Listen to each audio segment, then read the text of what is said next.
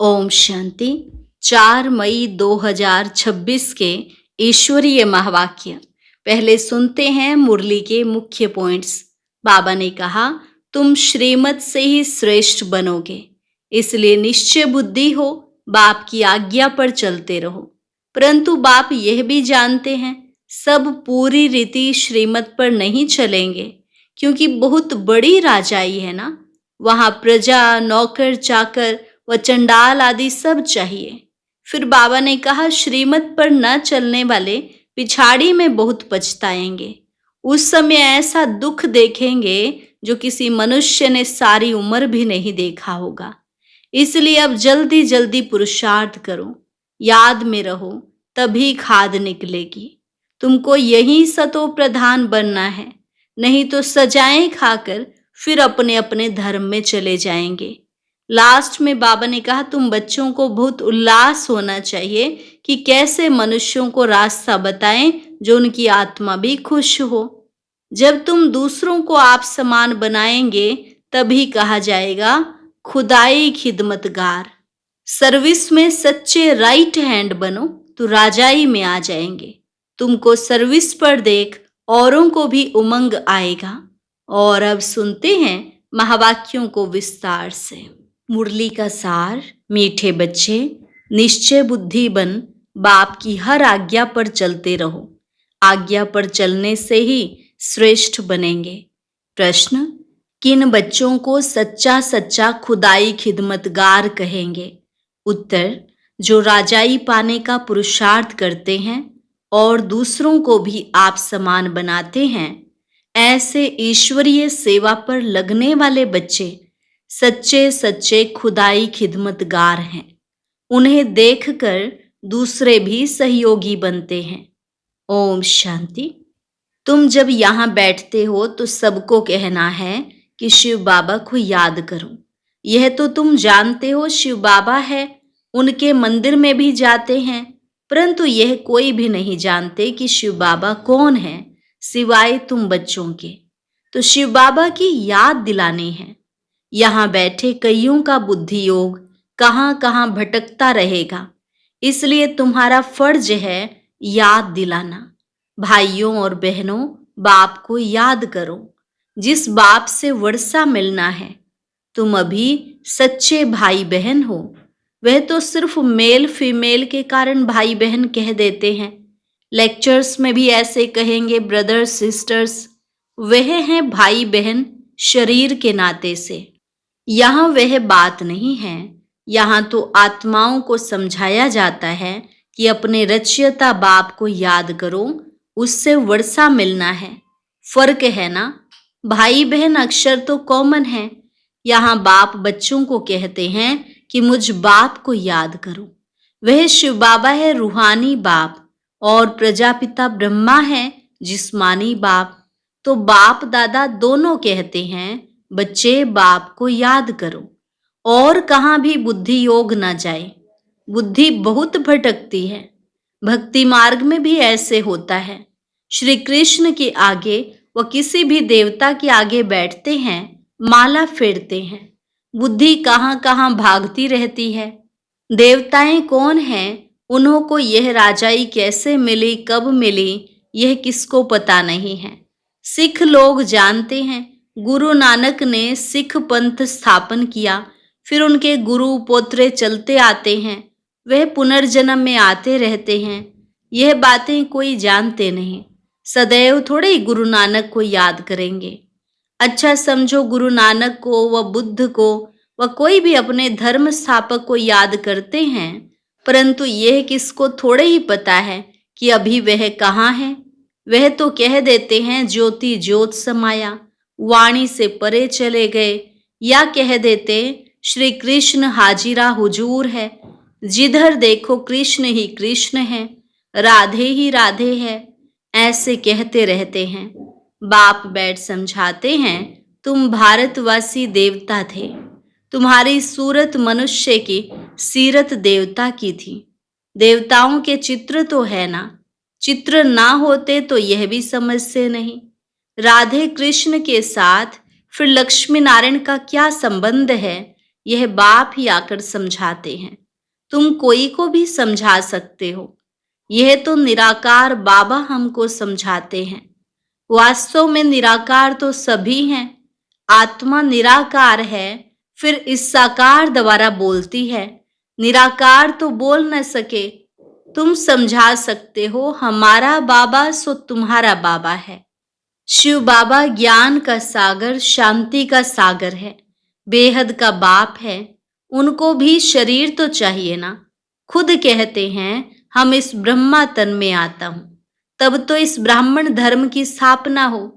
ब्रह्मा द्वारा रचना होती ही है ब्राह्मणों की, तो बाप ब्राह्मण बच्चों को ही समझाते हैं।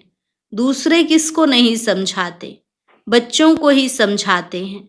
ऐसे नहीं कि हम शिव बाबा के बच्चे हैं इसलिए भगवान हैं, नहीं। बाप बाप है, बच्चे बच्चे हैं। हाँ, जब बच्चा बड़ा हो, बाप बने, बच्चे पैदा करे, तब बाप कहा जाए। इनके तो ढेर बच्चे हैं ना। बच्चों को ही समझाते हैं। जो निश्चय बुद्धि हैं, निश्चय बुद्धि बाप की आज्ञा पर चलेंगे, क्योंकि श्रीमत से ही श्रेष्ठ बन सकते हैं। अभी तुम जानते हो हम उन देवताओं जैसे बन रहे हैं। जन्म जन्मांतर हम देवताओं की महिमा गाते आए हैं। अब हमको श्रीमत पर ऐसा बनना है, राजाई स्थापन होनी है।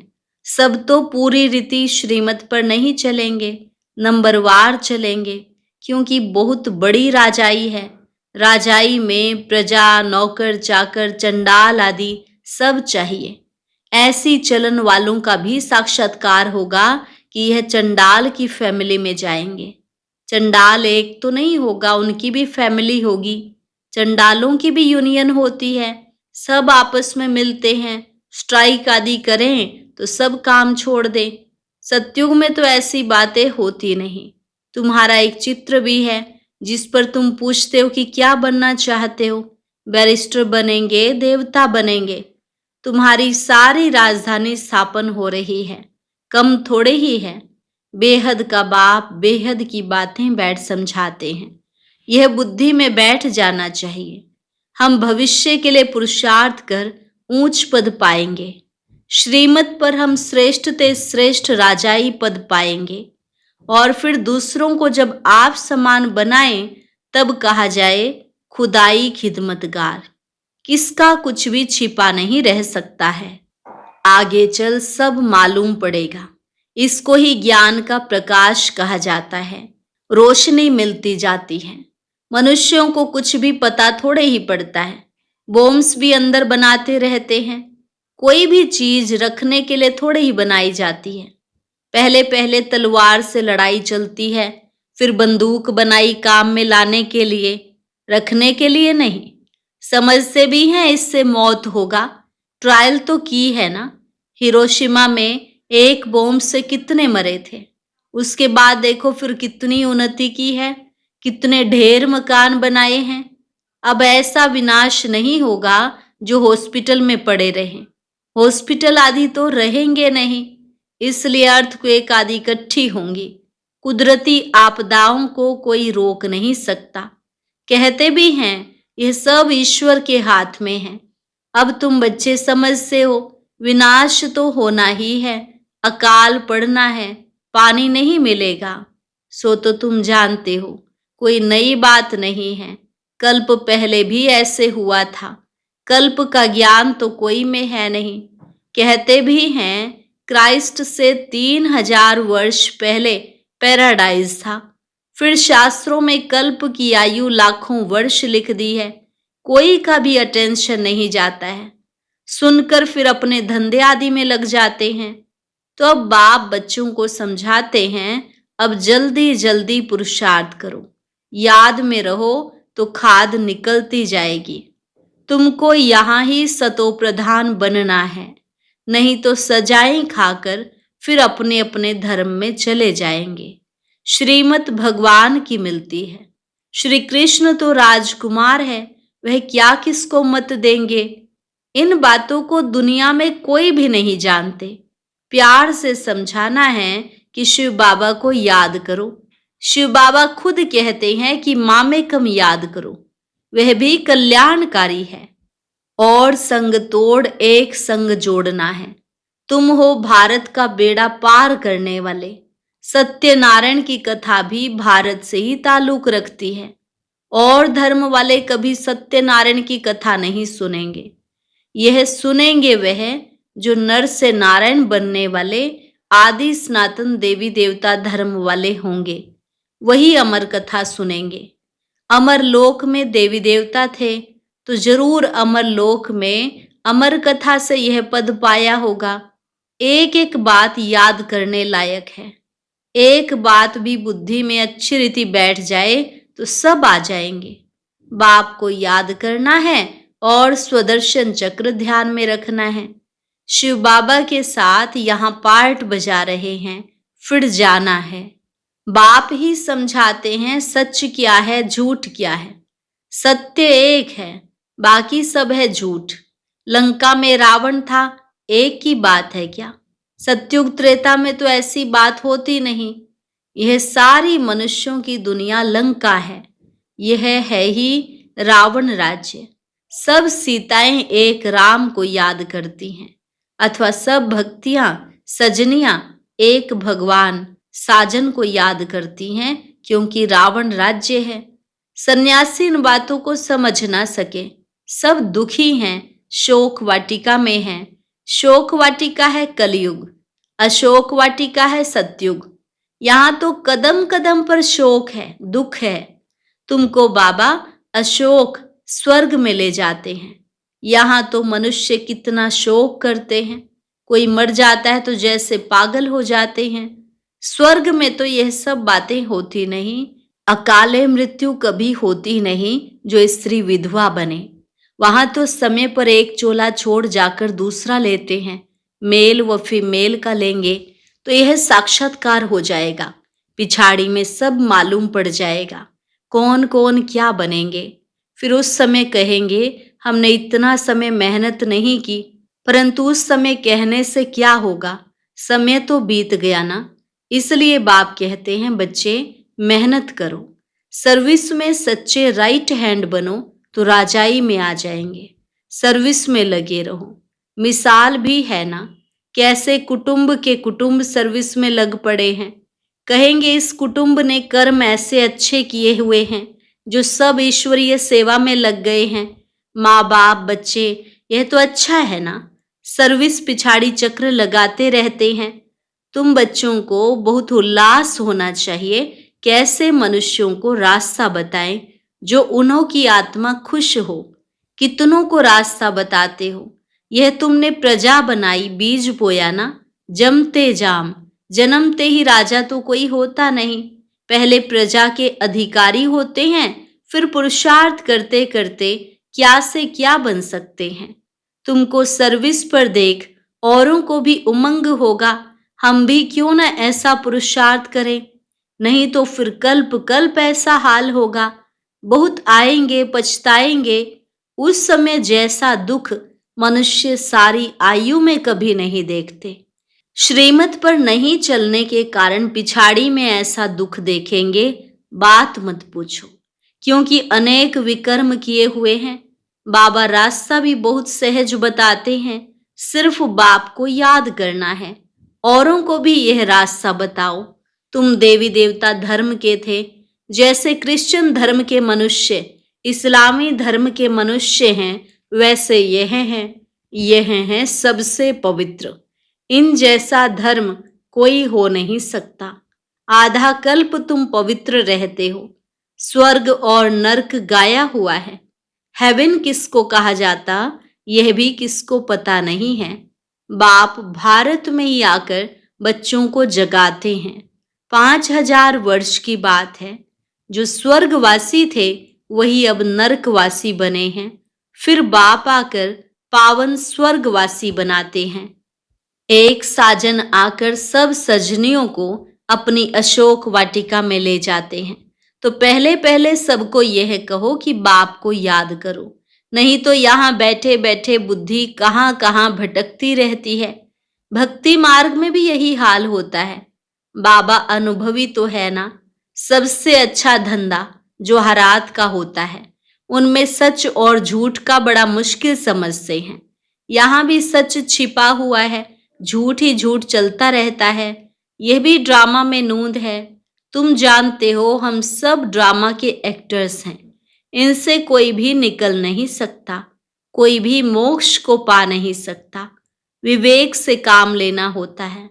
पार्ट में चलते ही जाते हैं, फिर कल्प बाद वही पार्ट रिपीट करेंगे। तुम देखेंगे कैसे मनुष्य मरते हैं, विनाश होना है, सब आत्माएं निर्वाण धाम में चली जाएंगी। यह बुद्धि में ज्ञान है। सर्विस पर लगे रहने से बहुतों का कल्याण होगा। सारा परिवार इस ज्ञान में लग जाए तो बड़ा वंडर हो जाएगा। अच्छा, मीठे मीठे सिकिलधे बच्चों प्रति माता पिता बाप दादा का याद प्यार और गुड मॉर्निंग। रूहानी बाप की रूहानी बच्चों को नमस्ते। रूहानी बच्चों की रूहानी बाप दादा को नमस्ते नमस्ते, गुड मॉर्निंग। शुक्रिया बाबा, शुक्रिया। धारणा के लिए मुख्य सार। पिछाड़ी की दर्दनाक सीन से व दुखों से छूटने के लिए अभी से बाप की श्रीमत पर चलना है। आप समान बनाने की सेवा श्रीमत पर करनी है। सर्विस में बाप का राइट हैंड बनना है। आत्मा को खुश करने का रास्ता बताना है। सबका कल्याण करना है। वरदान। स्वयं के संकल्पों की उलझन अथवा सजाओं से भी परे रहने वाले पास विद ऑनर भव। स्वयं के संकल्पों की उलझन अथवा सजाओं से भी परे रहने वाले पास विद ऑनर भव। पास विद ऑनर अर्थात मन में भी संकल्पों से सजा ना खाएं। धर्मराज के सजाओं की बात तो पीछे है, परंतु अपने संकल्पों की भी उलझन अथवा सजाओं से परे रहना, यह पास विद ऑनर होने वालों की निशानी है। वाणी कर्म संबंध संपर्क की बात तो मोटी है, लेकिन संकल्पों में भी उलझन पैदा ना हो, ऐसी प्रतिज्ञा करो, तब पास विद ऑनर बन सकेंगे। स्लोगन। ज्ञान घृत और योग की बत्ती ठीक हो तो खुशी का दीपक जगता रहेगा। ज्ञान घृत और योग की बत्ती ठीक हो तो खुशी का दीपक जगता रहेगा। अव्यक्त इशारे। सदा अचल अडोल एक रस स्थिति का अनुभव करो। दुनिया की किसी भी प्रकार की हलचल अचल अडोल स्थिति में विघ्न ना डाले। ऐसे विघ्न विनाशक अचल अडोल बन हर विघ्न को पार कर लो। जैसे यह विघ्न नहीं एक खेल है, पहाड़ राई के समान अनुभव हो, क्योंकि नॉलेजफुल आत्माएं पहले से ही जानती हैं कि यह सब तो आना ही है, होना ही है। अच्छा, आज का अव्यक्त ज्ञान मोती सुनने के लिए ऊपर दिए गए बॉक्स पर क्लिक करें। अगर बॉक्स दिखाई नहीं दे रहा है तो ऊपर जो कॉर्नर में शो लिखा हुआ है उस पर क्लिक करें।